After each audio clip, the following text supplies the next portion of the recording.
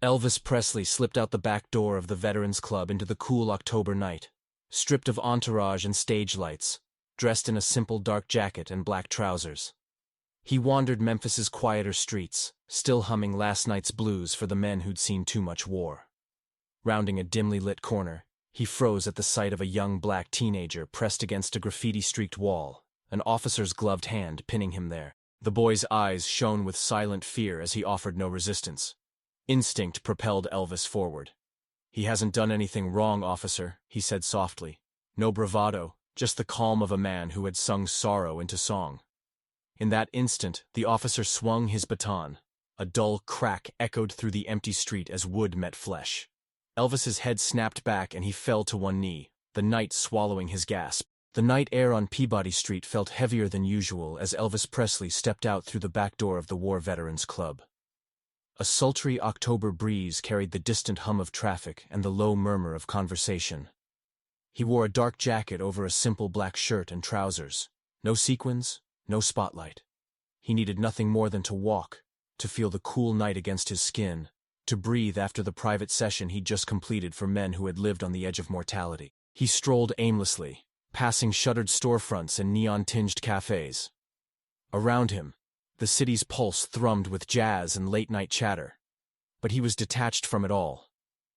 His footsteps echoed on cracked pavement, a steady metronome that matched the rhythm of his heart, a heart that still carried scars no stage lighting could illuminate. Pausing at a dimly lit intersection, Elvis noticed a commotion under a flickering street lamp. A young black teenager, barely more than a boy, stood pressed against a brick wall, arms outstretched as a police officer shoved him roughly. The boy's head bowed. He offered no resistance. The scene felt like a cruel tableau, repeated across cities he'd never toured. Instinct pushed Elvis forward. "Sir," he said, stepping between the officer and the boy. His voice held no arrogance, only calm resolve. "He hasn't done anything wrong." The policeman, startled, spun on his heel. In the weak glow of the lamp, he saw the face of Elvis Presley, dirt-smudged from travel, eyes weary but unwavering. Time slowed. The cop's fist tensed around the nightstick. The boy's eyes flickered upward, confusion etched in their depths. Passers-by halted, phones hovering halfway to their ears. Then the baton came down, a dull crack of wood on bone. The officer's reflex had overridden his recognition. Elvis staggered back, dropping to one knee as a sharp pain lanced through his forearm. The boy bolted into the night, swallowed by shadows.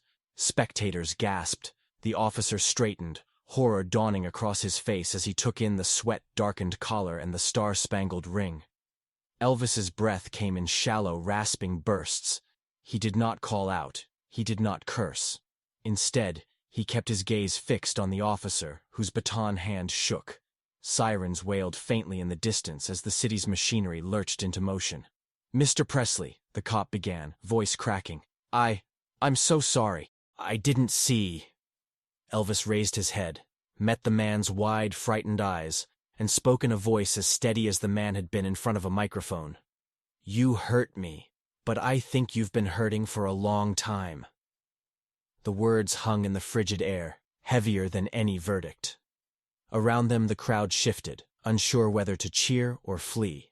A few recognized the weight behind Elvis's calm, the unspoken invitation to look deeper than the flash of steel. The officer lowered his baton, shoulders drooping as if a burden had lifted, and then crushed him all at once. No one moved. No one applauded. The boy's footsteps had already faded, but his absence resonated more than any crowd's roar. Elvis pressed a hand to his reddening forearm, winced at the sting, then stood, every bit the reluctant hero. "Walk with me," Elvis said softly, indicating the empty stretch of sidewalk ahead. The officer nodded numbly, dropping the baton and falling in step beside him. Together they moved down the moody street, a wounded icon and a kneeling enforcer, toward a destination neither had yet named, bound by a moment of violence that demanded an answer beyond a headline. Against the urban nightscape, their silhouettes merged into one. Two men choosing understanding over conflict, and in that unlikely companionship, they found a slender bridge between pain and redemption. Elvis stayed where he'd fallen, one knee pressed against the rough concrete, the sting beneath his elbow sharp enough to carve a new memory. The distant hum of the city receded, replaced by a charged silence. He pressed his hands to the ground, bracing himself as his vision swam with the flicker of neon signs across the street. He tasted copper on his tongue, his own blood. Yet his lips did not part. Around him, the world reassembled itself at an awkward angle. The young teenager he'd defended had retreated into the crowd. The brick wall down which he'd been shoved now bore the boy's fading impressions. The police officer, Baton slack at his side, seemed suddenly old, shaking, disoriented, as if he'd dropped through a trap door into a moment he could not comprehend. Spectators gaped from doorways and shop windows. A woman clutching grocery bags froze mid-breath, her eyes wide behind cat-eye glasses. A bus driver in his rumbling refuge leaned out the open door, silent. The street lamps overhead loosened the night's shadows just enough to reveal the scope of the scene.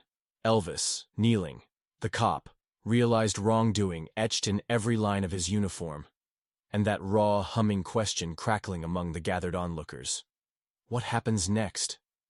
The officer's chest heaved as he took a half-step forward and then faltered. His voice came out strangled, high-pitched, the kind you couldn't have trained in any police academy. Mr. Presley, I didn't see. I wasn't. He swallowed hard, glancing down at the baton in his fist as though it had sprouted there by mischief. Elvis raised his head until his eyes met the officer's. In that gaze lay more gentle authority than any stage proclamation, a quiet demand for truth. The pain in his forearm flared, but he ignored it. Muscles coiled in his jaw as he listened to the officer's frantic apologies. "I'm sorry," the cop managed finally, spitting the word like a toad. "I never meant to. I didn't know it was you." A sob threatened behind his Adam's apple, but Elvis's stillness held him back. Elvis folded his hands in his lap, hesitating only a heartbeat before speaking, softly, so that only the officer and the silent crowd could hear. "You're hurting. Not from me, this." He lifted his bruised arm with a deliberate slowness. "But from something you never talked about." That single sentence rippled through the onlookers. They exchanged uncertain glances. Was this an invitation to riot? Or a plea for something far more radical? Understanding?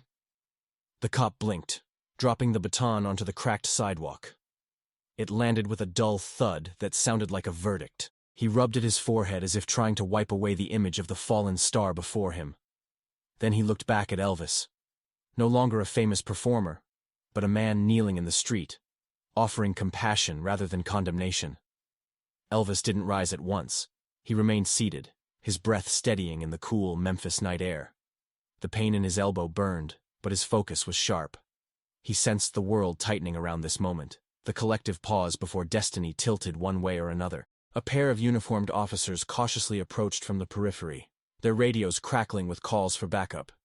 The teenager, long gone, must have melted into the night. A street sweeper hesitated behind his machine, clutching its handlebars, unsure whether to resume his route.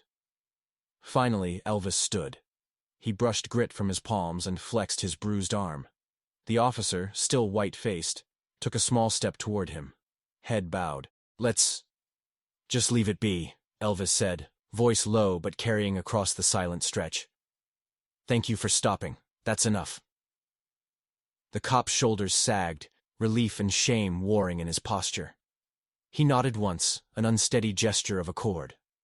The two men stood facing each other, the world flickering into motion around them again. Cars resuming their distant drone, neon signs blinking back to attention, pedestrians hurrying on as if nothing had intervened. Elvis offered a small, weary nod and turned away, each step measured, carrying him back toward the quiet refuge of the club's back entrance. He didn't look for applause, didn't cast a backward glance to see who remained. He left the scene with the same unassuming grace with which he had entered it. A figure slipping into shadow, bearing the night's lesson in his wounded arm and unspoken promise in his heart. Behind him, the street reclaimed its routine buzz, but those who'd witnessed the silent exchange carried its resonance into the long night. Elvis had not answered violence with fury, nor had he demanded justice through spectacle. Instead, he'd laid bare his own vulnerability, and in that fearless stillness, he transformed a painful blow into the seed of something greater than any headline. A moment of shared humanity, forged under street lamps, and remembered long after the bruises faded. Elvis Presley remained kneeling on the cracked concrete, the echo of the Baton's strike still vibrating through his bones. The street lamp overhead cast a pool of pale light around him, illuminating the bruising along his forearm. For a long moment, he said nothing.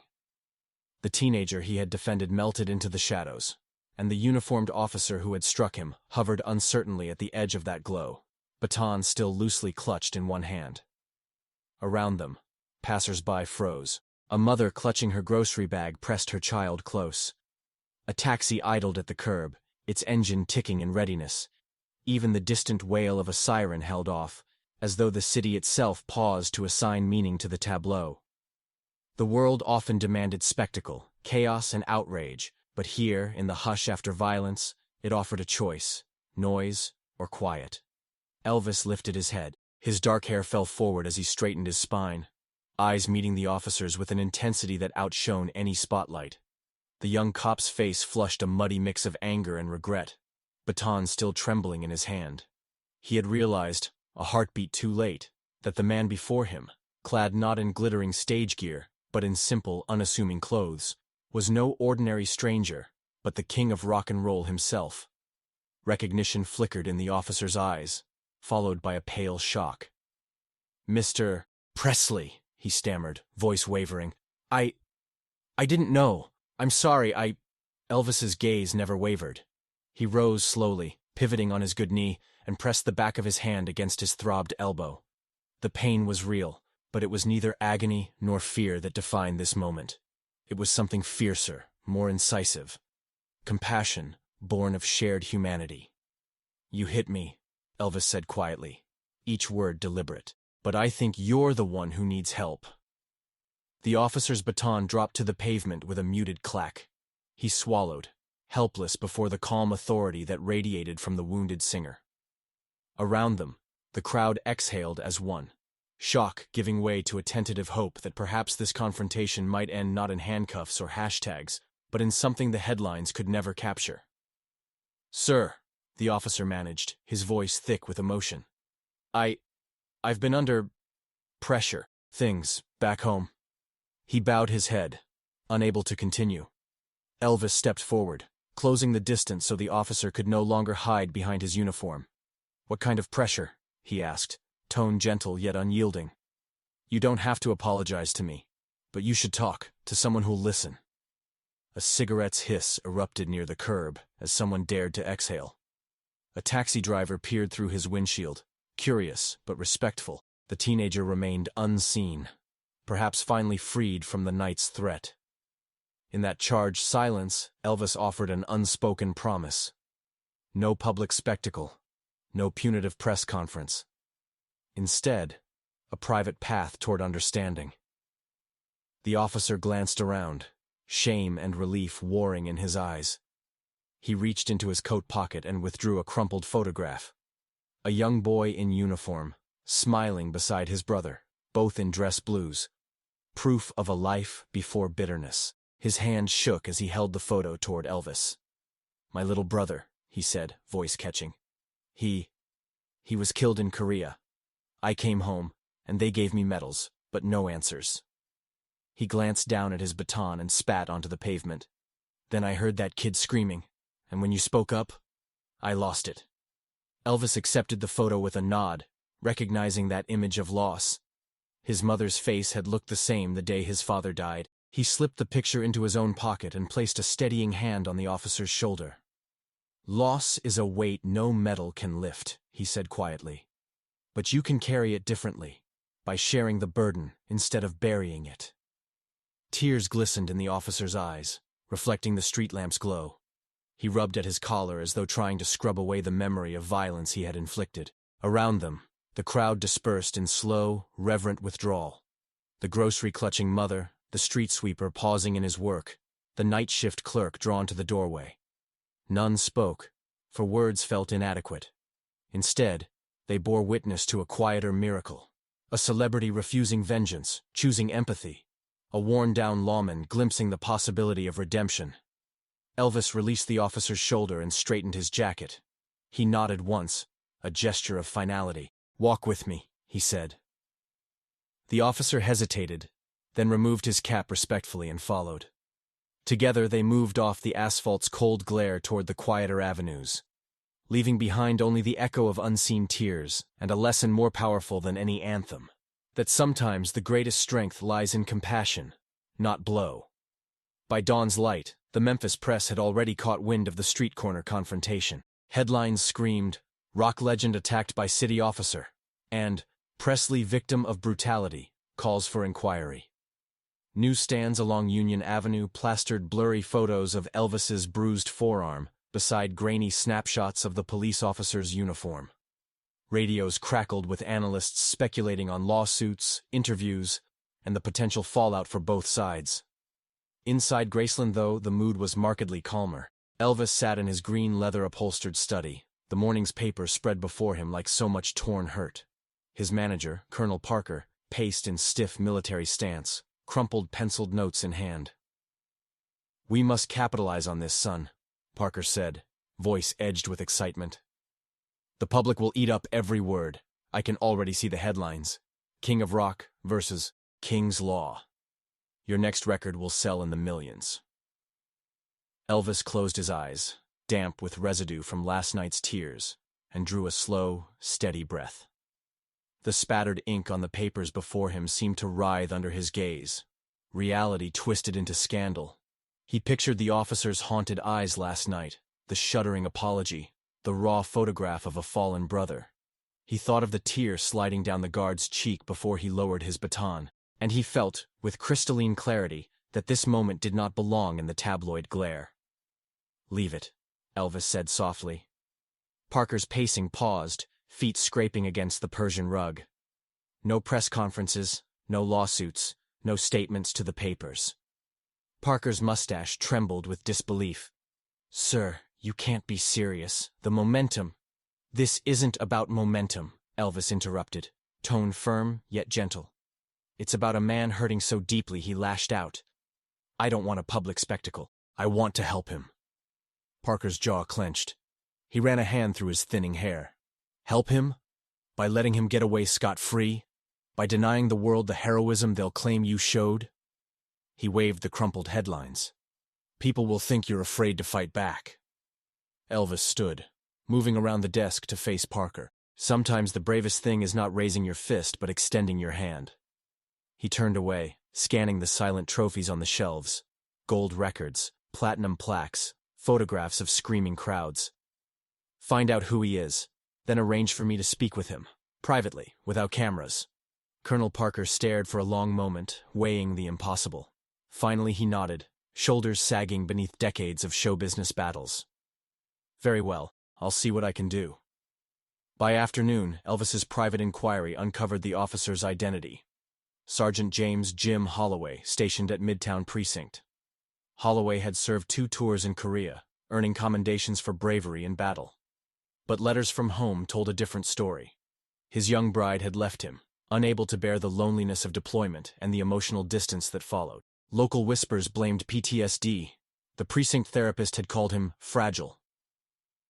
Only hours earlier, Holloway had tried to dissipate his rage by working extra shifts, but tonight, his patience snapped. Elvis slipped into a gray sedan with tinted windows. At dawn, he'd walked these same streets alone. Now, he drove through the rain-slick avenues to the precinct's front gates. No sunglasses, no entourage, just a man in a tailored coat clutching his medallion, a symbol of remembrance and stability. In the precinct's basement conference room, plywood walls echoed with dripping pipes and distant footfalls. Holloway hovered by the door, uniform crisp despite the late hour. His eyes widened when Elvis entered, disbelief warring with guilt. He blinked as the detective on duty cleared the room, leaving the 2 men alone in that yellowed lamplight. Elvis closed the door and folded his hands on the scarred table. "Sergeant Holloway," he began, voice low. "Thank you for seeing me." Holloway swallowed. "Sir, He coughed, steadying himself. "I'm sorry. I was under pressure. Your intervention saved that boy, and then I lost myself." Elvis leaned forward. I don't want to punish you. I want to understand. His gaze was steady, void of accusation. It's clear you've suffered. I've known loss, too. My mother couldn't bury my father. He died alone. I learned early that pain unspoken will consume you. Holloway's rigid posture cracked as tears welled. He rubbed his temples. My wife. I came home a different man. I walked into a stranger's life. I had no one to talk to. So when I saw that kid, He shook his head. I thought striking out would make me feel something other than numb. Elvis nodded. You're not the first to carry that weight alone. But you don't have to anymore. He slid the medallion across the table. This was my mother's. It reminds me I'm never truly alone. Wear it. Let it remind you to reach out. Holloway's hand trembled as he closed his fingers around the cool metal. His shoulders sagged as if the years of tension pooled there. He lifted his head, raw honesty in his eyes. Thank you. I don't know what to say. You don't have to say anything, Elvis replied gently. Just take care of yourself, seek help, and maybe consider sharing your burden instead of shouldering it all alone. Holloway nodded, voice a rasp. I will. Elvis rose and patted Holloway's shoulder. That's all. He walked to the door, pausing to glance back at the haunted soldier. I'll see you at home, brother. Then he walked out, leaving Holloway alone with the medallion and the turning point of his life. Months later, Jim Holloway walked away from the police force. He traded his uniform for a researcher's badge at the local Veterans Center. There, he counseled other men returning from conflict, listening to their nightmares, guiding them toward therapy, ensuring none felt the shame of solitude. One crisp spring morning, Holloway found an envelope in his mailbox stamped with Graceland's crest. Inside was a letter, typed on elegant ivory stationery. Sergeant Holloway. You didn't need to be saved. You needed to be paused and seen. Thank you for that lesson. Elvis Presley below, in a familiar script, Elvis had added, If you ever feel lost again, my door is open. Next to the note lay, If I Can Dream on 45 RPM vinyl, a personal pressing marked simply, For James. Back in Memphis, under the spotlights of the Mid-South Coliseum, Elvis watched the opening chord echo across the sold-out arena. He raised his microphone to his lips and sang the first lines of If I Can Dream, not as a scripted show opener, but as a benediction to every wounded soul in need of empathy. We live in a world that's full of hate and men who are so afraid to live in peace. Tonight, as the chorus swelled, the crowd rose to sing with him. Thousands of voices united not by fame, but by the shared promise of understanding. In that sea of faces, Elvis saw something new. Lives stretched toward hope, unburdened by the need for vengeance. And as he lowered his head at the song's close, he remembered the officer he once knelt before beneath the street lamp's glare. He thought of that medallion and the whispered vow to choose compassion over conflict. He stepped back into the shadows, gray overcoat billowing, and whispered to his head of security. Sometimes, pain shouldn't be punished. It should be seen. In the silence that followed, the standing ovation felt less like an audience's roar, and more like a chorus of souls awakened to the healing power of a single act of grace.